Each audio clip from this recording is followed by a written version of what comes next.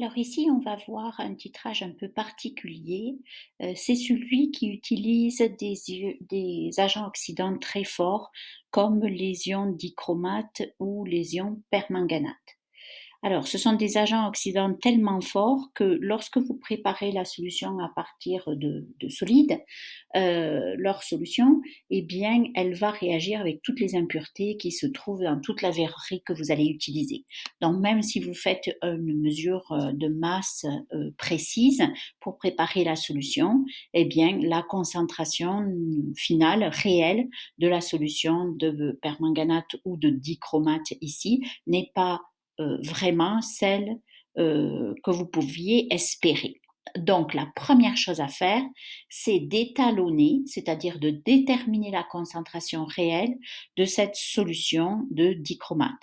Alors ici, ça va se faire par ce qu'on appelle un étalon primaire, c'est-à-dire une solution qui a été étalonnée ici, dont vous connaissez parfaitement la concentration et qui est stable. C'est une solution de d'ion fer 2.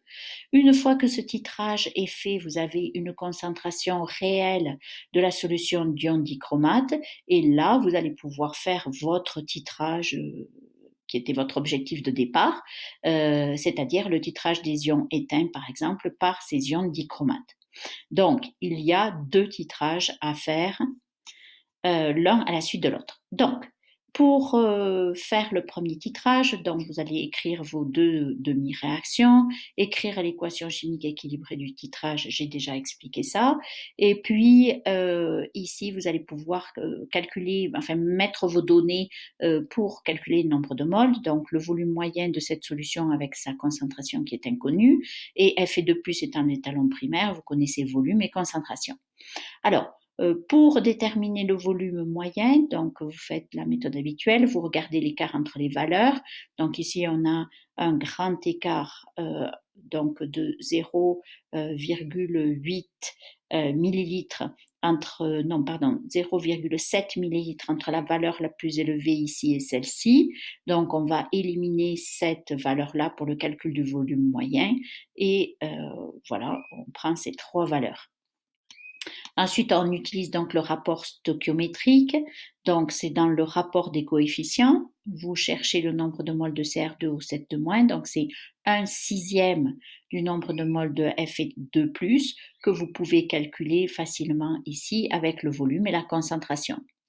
Une fois que vous avez obtenu ce nombre de moles, vous divisez par le volume de la solution donc d'ion dichromate et vous allez avoir la concentration de la concentration réelle donc de votre solution titrante du deuxième titrage qui est celle des ions dichromate.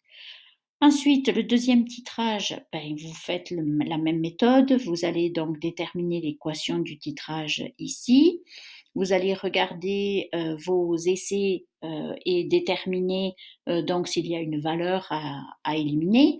Ici, vous avez des valeurs très proches, celle-ci s'éloigne, donc on va l'éliminer pour le calcul du volume moyen.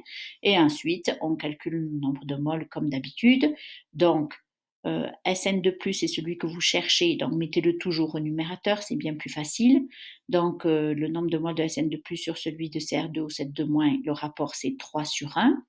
Donc, voilà, vous pouvez facilement trouver maintenant le nombre de moles de Cr2 ou Z2- en faisant concentration fois volume, c'est ce qu'on a fait ici, et vous multipliez par 3 pour avoir le nombre de moles de Sn2+.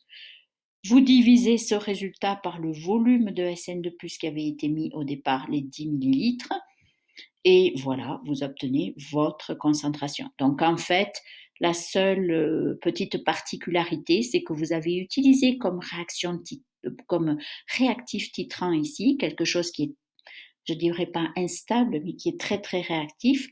Donc vous l'avez étalonné la solution d'abord par le premier titrage.